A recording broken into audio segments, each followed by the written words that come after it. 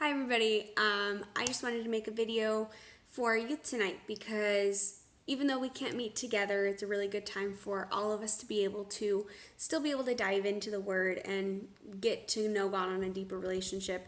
Even though we can't go to church, we all know that church is not just the four walls that we worship in, but it's really what happens outside of the walls. And right now, since all of us are in our houses and we can't really do much, it's a good time for all of us to be able to still be able to interact and get to talk to each other and get to know more about God. And so today I just wanted to talk about, first of all, what you guys got out of Jonah 4.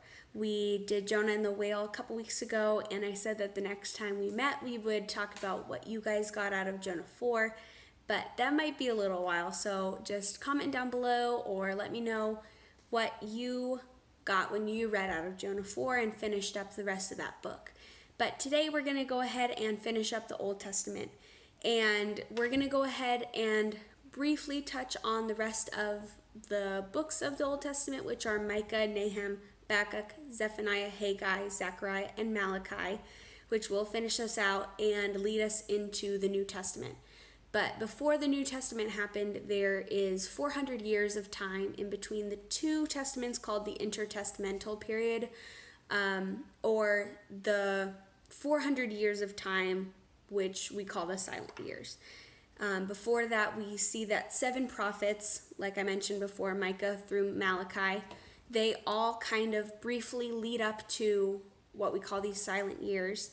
And it might seem like kind of like a boring history lesson, especially when we don't have school right now, but it is important to know because as we read the Bible and as we look at one part, or we might look at the super exciting Bible stories, we also need to know about the context in which we look at the Bible, how we read the Bible, and these years are just as important as what we've been focusing on beforehand. And so I'm going to go ahead and read off my notes for what they talk about, but I would encourage you guys to go ahead and, since we have some extra time, look at those books, look at what they're speaking to, look at what you're getting from them, because Hunter and I can talk all we want about what we get from the Word, but if you're not getting anything from the Word as well, we want to make sure that you are. And so Micah talks about how Israel was destroyed because of false prophets, but eventually the true Messiah would save everybody, and it wasn't the prophets who did that. Habakkuk talks about conflict and the ultimate triumph of faith. And Zephaniah talks about a night of judgment on Israel and how the nations followed after the restoration. And so that salvation that they're talking about not only brought salvation to the ones who came after Jesus, but how it would also bring salvation and deliverance to the people before.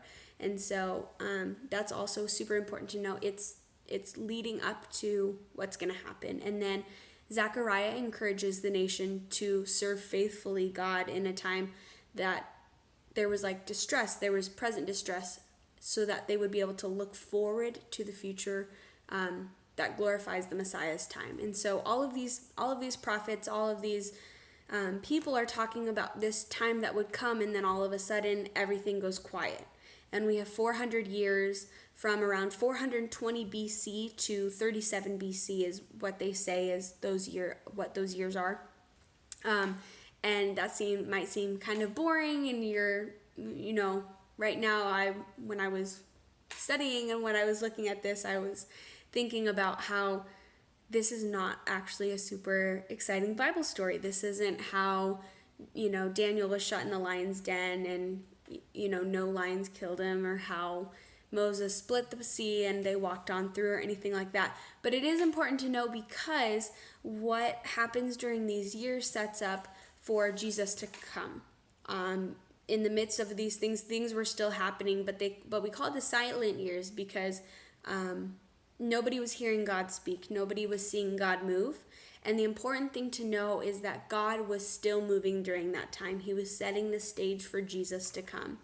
And through these things, through these times and through these years, we see a lot of things happening, which might seem boring and might not seem all that great, I'm going to be honest, but what it does is it sets the stage for things to happen. And the reason why I wanted to talk about this today was because we're in the super confusing time right now where coronavirus hit, COVID-19, and schools are shutting down. Work for everybody is not happening. We're now quarantined in our houses and we can't go anywhere. And even though this might seem like a super confusing time, and it seems to be in the homes of many people in the world right now, there is amazing things that are going to come out of it. And because of what is going on right now, we can look forward to what is going to happen in the future. Because during these silent years, during these 400 years of the Intertestamental Period, we see a lot of things happening. Like, for example, Alexander the Great from the Roman Empire was taking over the world. And because of it, Alexander the Great, he really looked to education. But the way that he did that was he would make the surrounding nations get rid of their language and take on Greek. And so because of it, the Jews were very angry because they could not read their own Bible. They could not meet in synagogues and speak. They could not read their Bible. They could not give out literature for anybody else to read because the way of the land was Greek. But what it led to was the Septuagint, the 70 people who translated the Old Testament into Greek. And it made way for them to be able to go into surrounding cities and surrounding areas and be able to speak to people who had not heard the gospel or not heard the Old Testament. And so even though something bad happened, they were not able to read in their own tongue. It made a way for good things to happen. It made way for Paul and them to be able to speak to many people. Later on, we see after that time in the New Testament, Paul was still able to talk to people because of what happened during this intertestamental period. And then we also see that the Roman Empire put crucifixion into place. And even though this was not a great thing, obviously, it made way for Christ to be able to be crucified so that he could be our Messiah, and all of these prophecies take place. Because of that, we have salvation. And so what I wanted to talk about is that, even though God does not make bad things happen, he turns the bad things into things that glorify him and good things that lead the way for miracles and things to take place. And so God does not make those bad things happen, but he makes things happen out of them. And that's what's important during this time, is that what the word works when we work for it and when we put it into place. And so if we're not putting anything into place, and if we're not using this time of seclusion for the good, and if we're not going to use it for maybe what it's here for, maybe it's a time for preparation for us, maybe it's a time for us to seclude and just go away and pray every day or read the word more than we've ever have before. It's super important for us right now to go ahead and use this time. Even though bad things are happening and the world is kind of unsure, we can be sure of who Christ is in us. And because of that, good things can come out of this time, right? And so basically they call these years the silent years because what they saw was God was not active, but really God was active behind the scenes, and he was setting things up for them. And so the verse that has really come to mind during this time, and my main verse for today, is Isaiah 43:18 and 19. And it says, "Remember not the former things, nor consider the things of old. Behold, I am doing a new thing, and now it springs forth. Do you not perceive it?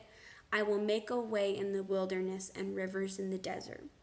And this is so good because, one, it says, do you not perceive it? And I think that's super cool because even though all these things are happening around us, and even though things are not so great right now, and we can look to either fear, we can look to faith, we have to perceive it. And because of that, we can see that he made a way in the wilderness and he makes rivers in the desert.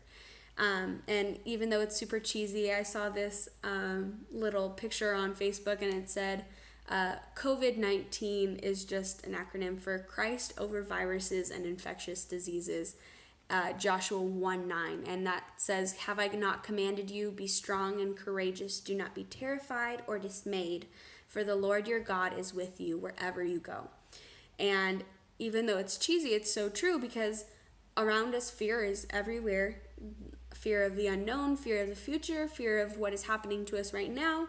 And because of that, we have a choice right now. So so I just wanted to take this time and just say, we need to get into the Bible more than ever before. I'm actually going to resend out our daily reading Bible plan to everybody. If you want it, I'm going to still send it out to the group chat. And then if you are not part of our group chat, just let me know and I will send it out to you as well.